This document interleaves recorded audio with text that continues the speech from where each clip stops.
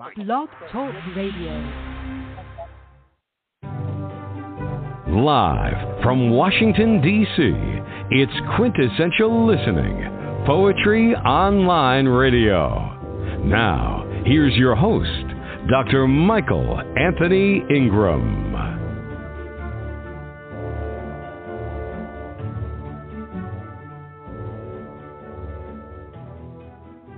Good evening and welcome to the program.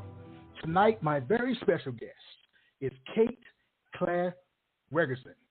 Kate, are you with me? I'm with you. All right, fantastic. Welcome to the program. Thank you so much, Michael. Let's begin this journey together, okay? Yes.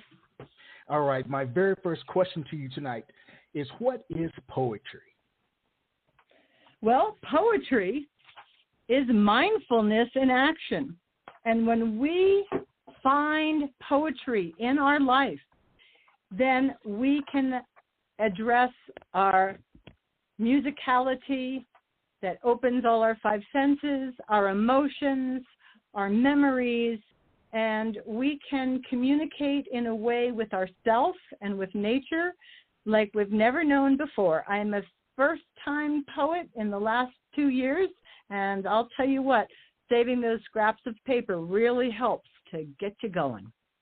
Well, when you say mindfulness in action, that's such a powerful term. I don't think anyone's ever described it like that before. Tell me just a little bit more about the mindfulness piece. Well, the mindfulness is that when you sit down and you journal and you're just having a flow of writing and you just keep writing and writing, in poetry, you have a conciseness and really what direction you're going, and that you can put this poetry in a myriad of types of poetry that I've just started learning this last year and a half, and that concisiveness helps you to develop your language in a way that you're really more direct and not just flow of consciousness, but a presentation. Oh, very nice. Now, here's a slight slant on that question. Why is poetry important? Why is it important? Well, poetry is available for everyone through the centuries, and it's in the written word, and it's also in the spoken word, and it's something that we can take away where we follow history or political science or any of these things, journalism, but poetry allows us to take a very brief vacation in our creativity, where these other forms of writing, more formal, keep us on a tense note. Vacation in our creativity. That was beautiful. I love that. I really do. What are some of the predominant themes of your work? Well, I would have to say nature and children, and also peace for humanity as I follow civil rights, civil liberties, civil justice, civility in the world. And also I write about memories and things that I never wrote about, but they're just really in clarity on my mind and in my heart. And so I think we all need to tell our story. Oh, wow, very nice. Please share a poem. I will share a poem, and I would like to start with this wonderful poem, and it is called For an Epigraph After Bob Coratore's Photography, a True Chicago Phenomena, and it is the Maxwell Street Sunday Gospel, circa 1960s. I'm going to hang in the 60s for a while here. All right, sounds good to me. Where I felt a welcome, where my sad face was comforted with a smile, where the song of soul rose, where music was praised, where rhythm aligned with movement, where expression of life's joy lived. Where I was not to go? To that place of inclusion? Where my eyes learn to spark, where my voice learn to speak, where all the hope is prepared for the next day. Thank you. Oh, wow. That was a very powerful piece. It sure is. And I just think that gospel anywhere is a wonderful thing, but singing and dancing and, yeah, you watch it. I'll break into a song here. I have two more short poems that are a follow-up from this, and I will continue if that's okay. It is okay, yes. Thank you, Michael. Witness, cool breeze of the evening, greets the sunset brilliance. History tempers the soul, for the past has taken its toll. Witness to leaders who break peace convergence from the past. Their conquest will not control the compassion we hold. Listen attentively. Live intentionally. Your ancestors speak. Yours is the pinnacle to peak. You're not alone. Echoes from then and now. The next short one is Peace into Place. There beneath my feet is rich and dark soil. Many moons raised the old compost pile, digging deep to reap her moist, wormy worth, filling wheelbarrows, planting new beginnings. Their heritage long ago turned and toiled. A generation has left its earthly place. Digging deep into the rank and file, Goose stepped unwittingly for the commandant. There beneath my feet are old musty children's books, meant for merriment, glee, and sleep. Sway learning lessons, dodging banishment as an obedient child, now outspoken, reuniting in truth revealed. There survives a bond of grace between love and hope. May multitudes never cease to turn peace into place. Thank you, Michael. Wow. How does a poem begin for you? With an idea, a form, or an image? I would say poetry begins with an idea, but images carry me away. So I love the ekphrastic poetry of going to an art museum, and often the workshop leader will say, everybody take 10 minutes to write, and I'll sit and diddle-daddle, and I'll write a few words down, and then they'll say, would anybody like to share what they've written? Well, I haven't written the thing, but it's all right there in my heart. So I stand up and I read something, and I read from my heart, and people say, did you just memorize what you wrote? So, well, I didn't write anything. Wow. What was an early experience where you learned that poetic language had power? Well, my mother and grandmother were both early childhood education teachers focusing on creativity, and they always read poetry, and they would read by memory, and they would read with their eyes looking up, and they would speak, and then when somebody else would read, they would close their eyes. So as a child, I learned that, and it was all instilled in me. But to be perfectly honest, I was more interested in running out and going climbing in the trees or riding my bike. And when I got riding a bike, I'd sing. When I got up at the top of the trees, I would sing with my friends. So it's hard to not get me to sing. But that would be an early experience, is just growing up with a matriarch of creativity. The way you speak is so eloquent. what is the relationship between your speaking voice and your written voice? Because you come across with such power, such eloquence. Oh, my flattery will get you everywhere. Let's see. I'm trying to find the differential. Let's see. That's something you'd change on your truck, the differential. Let's see.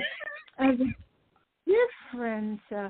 I haven't written a poem about it, but I did have to learn mechanics as I would drive in a van cross country, exploring all beauty of nature. I don't know, but I do feel that the spoken word is better for me. And okay. That works really well, but I like writing. I really love writing. So that will work into having a chat book, because I could have a chat book with a recording in it that you opened it up and I'm speaking. Now, there's an idea. That is an idea. That is an idea, and a perfect one, to be quite honest. You know, all great writers have great writing influences. Who are some of yours, and what makes them great in your eyes? I would have to say, of the writers that I follow, the contemporary writers especially, have a vision for social change. All right. And they incorporate whatever aspect that they are studying, and they are dedicated to sharing their story, whether with complete seriousness or humor and musicality and breaking into song and dance. That is what attracts me to the poets. And mostly in this last year, through Cultivating Voices, I have met poets from around the world, and I feel that I've gotten such an education. And my early learning of poetry was looking at National Geographics, and then that would give me ideas. And then I would write scraps of paper, and then they would morph into the poems that I'm sharing today. Well, what was it about National Geographic that drew you in? Well, it would be the articles and the pictures and the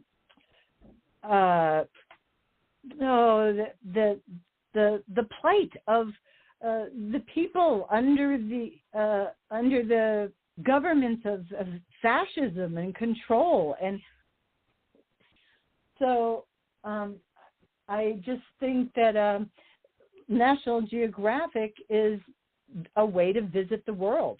And I didn't have to get on a plane. I have a lot of family that traveled around the world, and that wasn't one of my options growing up. But I do think National Geographic just was it was my mentor. And yeah. Wow. Please share another poem. Oh, I would love to. Let's see. I'm going to share a little bit about nature, and then I'll get back to the 60s. Canyon de Chelly, Remaining Timeless, 1973.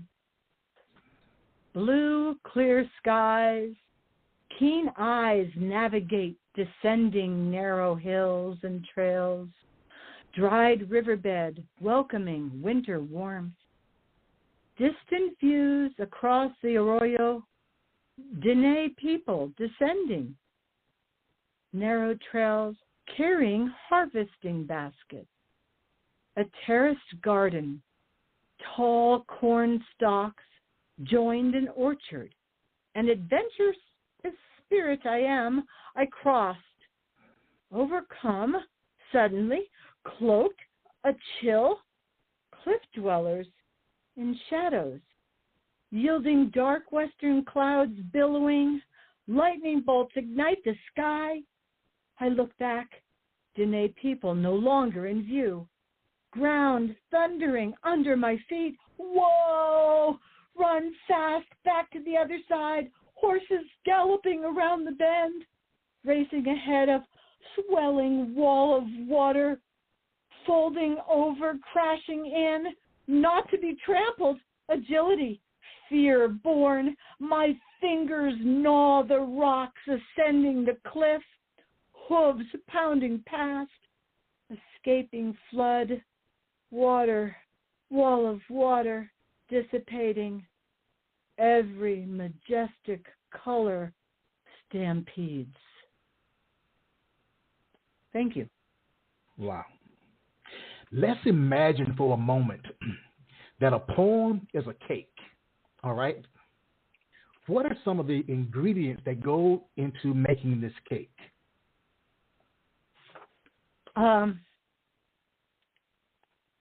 Love and Okay. loss. Love and loss. Hope and heartbreak. Topped with chocolate icing and ice cream. All right. Now, that's a nice combination. Yes, yes. Does anything else go into it? Anything else would go into this cake called a poem?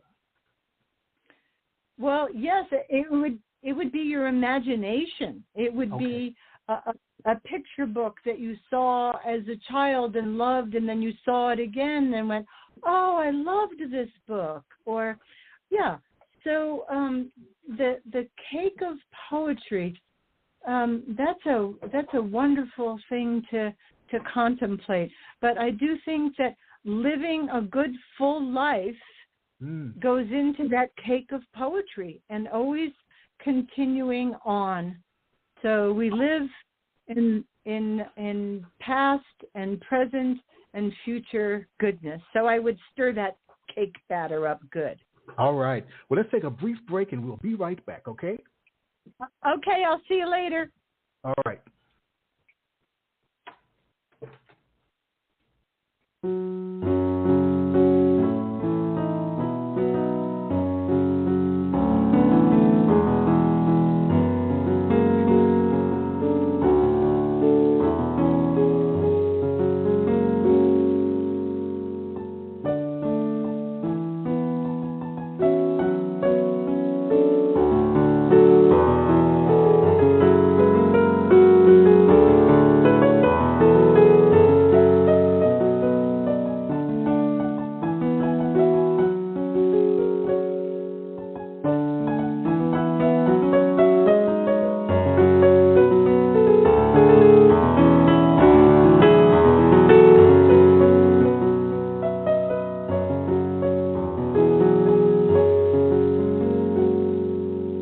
We are back. I am Michael Anthony Ingram.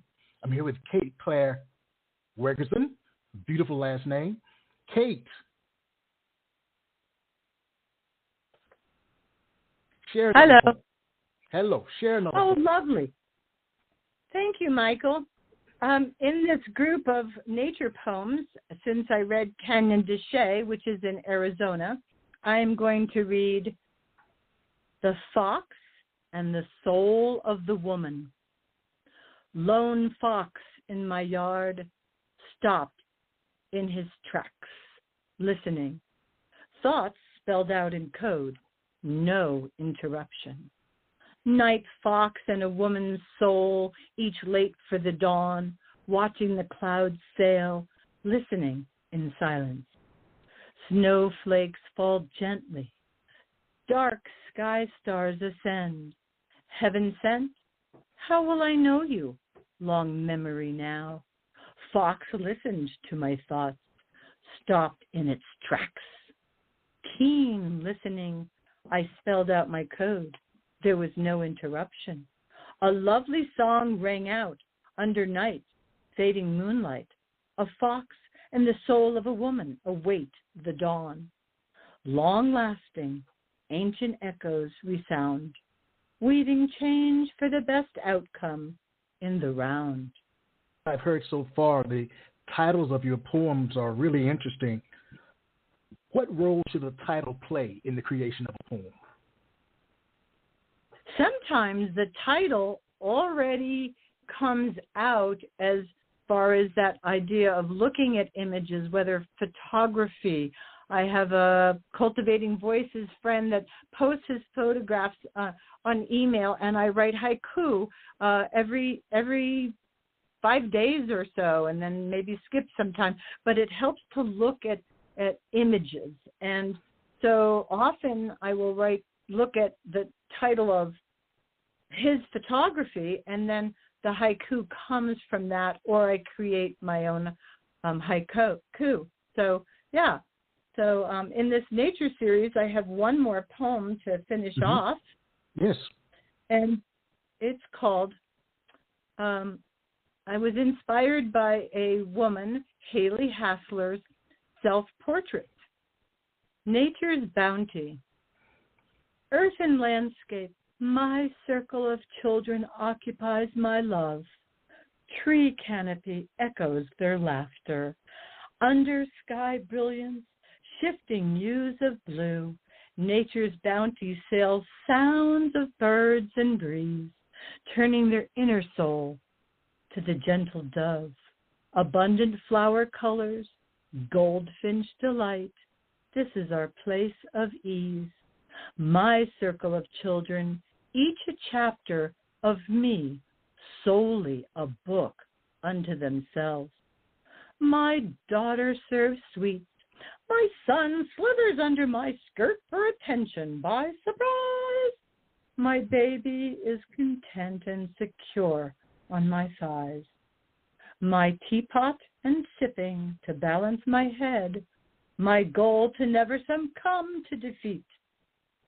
Ocean fulfillment, staring away from my landlocked bounty, no to ocean depths where my darkest secrets are cast. Octopus listens in my beyond. 8 arms serve the myriad of my chores. One lost, another will grow.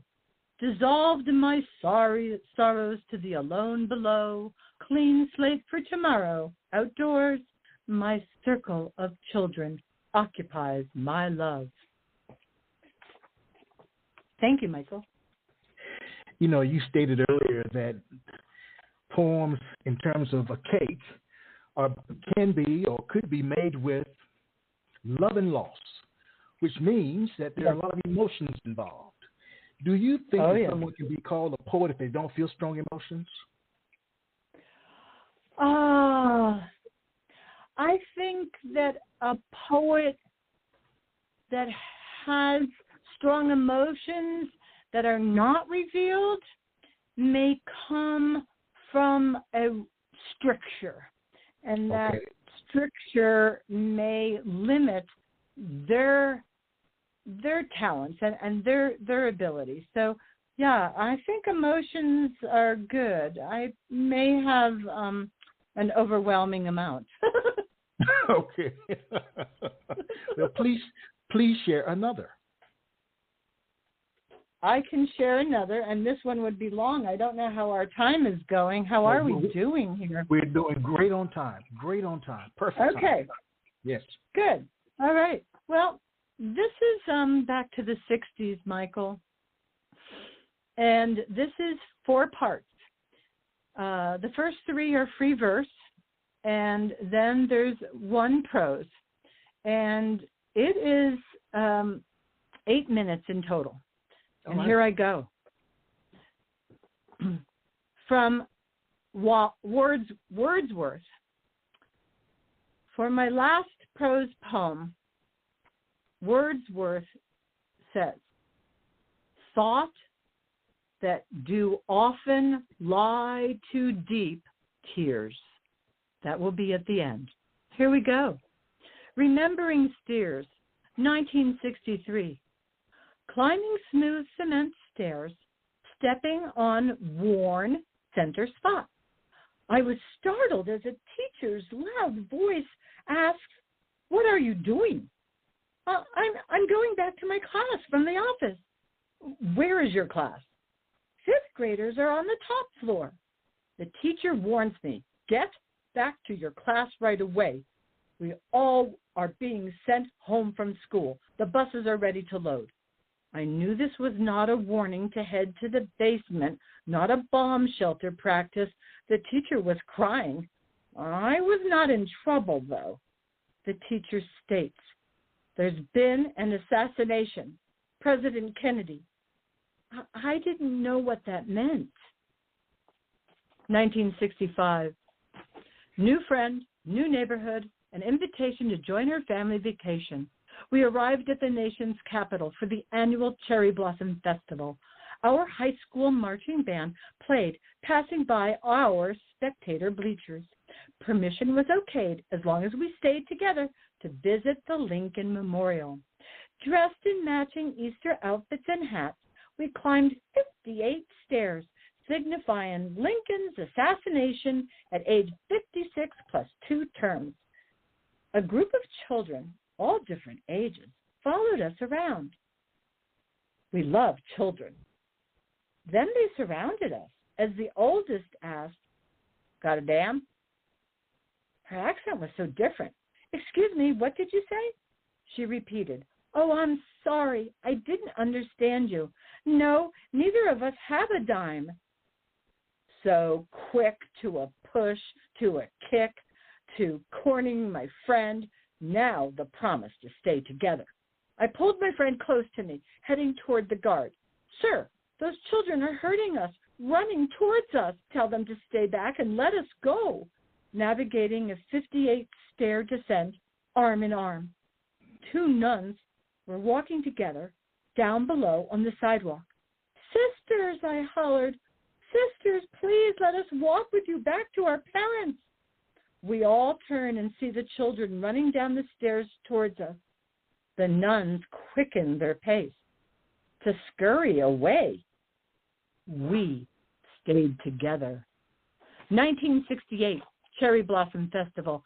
I am in the high school marching band, dressed in red and white uniforms. I play the glockenspiel. Spectators in the bleachers applaud as we pass. We are in step and synchronized for the competition. Evening at the 46-story marble Washington Monument. 50 flags fly. School buses have circled around, and we walk up the hill. Climbing spiral staircase with gusto, we ascend a spirited goal of 897 steps. There are 193 memorial plaques of stone. Oops, no time to view. We continue our quest. Faces so different and languages unknown from around the world. Smiles are exchanged as youth descends from their climb. Loud voices amplify, signaling danger, yelling louder. Everyone come down the stairs. Turn around. Stern messages rebound. Faces have turned angry as word has spread. You killed the king. I knew who was dead. Our leader, the hero for civil justice. As the monument emptied, people running in chaos across the hill, I see a young man from the staircase. A moment of shared sadness and fear. Teachers guiding us to our school bus, one yelling my name. I was first up the stairs, now I'm last out the hill, running, not a moment to spare. Molotov cocktails strike the bus, driving away, instructed to stay down. I looked out in horror. D.C., street riots, fires everywhere, National Guard in full gear, martial law proclaimed on the radio waves, no light at night. I had a dream, 8/28, 1963, while protecting the rights for all sanitation workers, the king was assassinated. While standing on the balcony at the Lorraine in Tennessee, being a black leader, April 4, 1968. 1968 continued. I met a school group from Mississippi in the lobby of our hotel. They had been waiting for funds to get out of D.C. They had not had any food for days. I told them we had the National Guard escort us to a restaurant down the street. Maybe I could bring back some food. No, don't do that. The rest of his group went back to their rooms, and he stayed to talk with me. I told him, since it was no lights out after dark, we're going to go meet in the basement with our jazz band, playing some music and have a line dance. I said, I'll ask permission if we could invite your group to join us. Meet me back here in the lobby in 1 hour. Commended for being so kind and considerate. And I was told it would be fine to invite the group to join us. We were in the basement listening to jazz, standing on the dance floor. Then the fellows from Mississippi came in, and I went up to greet them. The jazz band stopped. The ladies all went back to the chairs against the wall. I asked the jazz band, keep playing the music. I went over to the ladies and said, why aren't you willing to line dance? Our invited guests were already leaving as I turned around. And the fellow said they didn't feel welcomed nor safe. And he walked away with his back to me, and I followed him. Then I'm leaving too. No, don't follow me. He opened the stairwell door, but it didn't shut easily, and I kept it open. What's wrong, I asked. He told me. I could be killed for being in your presence. My uncle was lynched and skinned alive. I have no idea you were a white school, and your supervisor did not know you invited a black group to your jazz dance. Go back to your group before trouble starts. Home from D.C. continued, 1968. As Wordsworth said, thoughts that do often lie too deep for tears. Back home, I went to the movies with my boyfriend to see Guess Who's Coming to Dinner. When he was walking me home, I said, that actor, Sidney Poitier, looked like that fellow invited to our jazz get-together in D.C. My boyfriend turned his back and started to walk away. Suddenly, I fell backwards, head to the concrete sidewalk, in disbelief and dazed. Did you just turn around quickly and arm swing your elbow to my head? Should I run to be struck down again? Word was out that I was against segregation and was more keenly aware of who my personal enemy really was. What I did not know about deep-seated racism is how the white race is ingrained with blaming anyone who is non-white with everything. So many white lies keep us apart. Thank you, Michael. I don't know what to say. That was epic. You took me places that I hadn't thought about in a very long time. That's what Wordsworth says, my friend. What was it like creating that particular piece for you? Well, like I say, I spent 3 days this week writing that. And that was this week? This week. I just wrote it, yeah. Wow. I just wrote it. So I was doing I do a house and pet sitting. It's a kind of a joy because I love dogs. I really love kids, but it hurts my back to be carrying them around and piggyback and all that stuff. So the dogs, we take walks, and so I get a little exercise. 10 days doing a house and pet sitting, and I worked on that solid for 3 days. I tried to work on some other things. I have a wonderful poem that will be coming forth, and I might have to call you and share it with you. Right. But this poem really struck my heart because everything that was in it had not ever been written, and it's in my memory banks. And the only thing I did look up on the internet was the number of steps, et cetera, just some details to throw in. But it really is about the beginning of what you would call bullies. And so I have a little bit of a follow-up from that very long poem before I start maybe winding down with my last poem. All right. So I will read that. And this is a tribute to scraps of paper. For anyone that is not sure about writing, if you grab a scrap of paper and you write something down, put it in a tin. Hold on to it, because I have scraps of paper that when they were trying to clear my mom out of, her place that she lived in to a new place. They were trying to get rid of things. And my mom had boxes of the prisoners that she had counseled and all of the scripts of them and how she was going to help them and the letters she sent. And she helped people to get their citizenship and taught classes. I mean, my mom was a jewel. So I don't want to try to pull teeth from family that don't have anything nice to say about her, because this is how I've learned. But I saved on my scraps of papers, and this comes from a scrap of paper. This is less than a minute. Mishmash scrap of paper. Rid me of this loneliness. Send it off to sail the sea. This is not my company. Pack it up, the cargo of sorrows, never to live in my tomorrows. Enough room beneath the starboard flanks. Who would crew this ship of shame? You there, climb this mighty mast. All the bullies that have ever been known, all the bullies found out at last. Thank you, Michael. Does writing energize or exhaust you? Oh, it energizes me. Like, is there any time to go to sleep? Once I get writing, and I wanted to do myself good and the listeners good for what I was going to be able to share with your wonderful invitation. Again, Michael, I just can't thank you enough. And a year and a half of being on Cultivating Voices every Sunday, it's not like gospel, but we're singing our hymn of all getting to know each other, and it's a wonderful way to travel. And if there's a word, it's called cottywumple. And cottywumple is a word that is to travel with no destination known. What I feel like I've been doing is traveling, and I can't wait to have a passport and a plane ticket and make a travel. So, all right.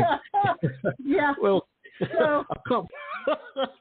That's beautiful. A couple more questions before I let you go. All right? Yes. Just a couple. What have you learned about yourself being a poet?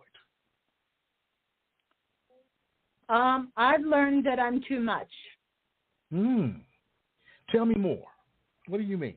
Well, I'm too much because I had a retail store that I worked for 35 years, 8 days a week, all the time. I'd have friends come in after they've been out having dinner, and they go, "What are you doing still open? Go home." I'm going, "Oh, why? What time is it?" So I was, whoever walked in the door was able to engage in a conversation with me. Sometimes I would have to lock the door and bring a mother with some kids that didn't have winter clothes, and I spoke a little Spanish, and they trusted me, and I'd lock my store, and I'd walk down to the local Catholic church, to Mary's Closet, to get them clothing and tell them in Spanish. It doesn't cost any money. It's free. And so that's why I'm too much, because I spent most of my adult life very focused and accomplished, but I lost that business, and so I'm too much. So when I want to read my poem or share it with people, so I kind of maybe I overpower, because what I would do full time, of course I've been home with the COVID, so that's why I'm too much. Yeah. So I hope I'm not too much for you. Okay. No, so, you're not too much. You're perfect. Absolutely. Okay, perfect. well, I got some more poems. Yes. You've got some more poems? I do. Okay, share another poem. Okay, so what I need to say is there are some people that have really helped me along the way, and that is, I had a list on I couldn't print it out, but John Kozlowski, he writes about being in an internment camp, and his parents had been in Nazi Germany concentration camps, and what it was like for his life. And so he stands up, he's a poet, he's written many books, and he writes and he says, we all need to share our story. And there's people that from the Cultivating Voices team that have opened us up to foreign, I don't like that word foreign, but poets from all over the world, and they speak in their mother tongue, and then this team is translating. I just cannot even tell you how much I feel like I just have this big family. So this is my poem that I'll read before we run out of time, and it is my intro. May I study the magnificence of living on this planet as poet, inspired by each person spiraling through all they have learned, carrying the passion for peace. The epigraph is New York-based Angelica Dost documented 4,000 portraits from around the world and matched the Pantone pixels of the human nose on the portrait. And we are all shades of skin color, all shades. We are not black, white, yellow, brown. We are all shades. And here's my poem. Everywhere we rise, we lift the veil century by century, no longer blind to bias, the root of suppression. We rise to reject the cruelty of people for property, indentured to poverty. We are done with the reign of tyrants raging in armies or in communities with vulgarity. We now, as seekers for humanity, outpace the tormentors of caustic infliction. We support the sovereignty of matriarchal equality, where power mongrels separate and divide with lies. We march for justice and freedom for all. We are not shells to be tossed to sea. Our worthiness reacquaints our likeness. We turn the tide. We are the art of skin color. 2,000 in the Pantone library for every artist's colors. We are now indebted to acknowledge 4,000. Humane founder and researcher Angelica Dost. We no longer pen in pseudonym. We thrive with education, giving us voice without retribution. We broadcast through ley lines worldwide. We build bridges, continent to continent, for all people. Thank you, Michael. Wow. You know, Kate, so much is happening in the world today. And your poetry reminds us all of what's been happening and what has happened to all of us. What do you see as being the role of a poet in modern-day society? Well, I would have to say that for my experience, I've never studied literature. I'm not a very good reader. I've learned how to listen, so it's nice that I came to your listening radio show. And I would have to say that these people, Mary Oishi and Tanya Kohang and Amy Berry, they've taught me so much about Asian American Pacific Islanders, and Martina McGowan and Joy Harjo, our nation's poet laureate, and so all of these poets have taken me and molded me through what they've shared. So, as poets come forth and they share, we are lifting each other. I could name 10 people. I do love the work by William Wadsworth Longfellow and his tribute to Hiawatha and the trees. I write poetry about trees. I've written songs for children, and mostly a lot of my songs, I wrote songs for children about trees, and I have them stand up and put their arms out like the umbrellas of the tree. And so a lot of this goodness is that not to forget that people all ages are listening. And so give them a notebook, give them a piece of paper, write down anything you want or write down nothing, and something will come of it. But save those scraps of paper. Wow. You are one powerful person. Oh, geez. And I'm a very short, stout, Polish, Irish gal. So never doubt. Power by the size, you know. Question for you. And I'm going to let you go. I'm not going to keep you all night. Do you think you were meant to be a poet? Absolutely. Absolutely. I just think that, you know, I think that being so attached to nature that I was always, as a kid, like I say, I would want to ride my bike or go to the trees. I'd want to go down to the swamp.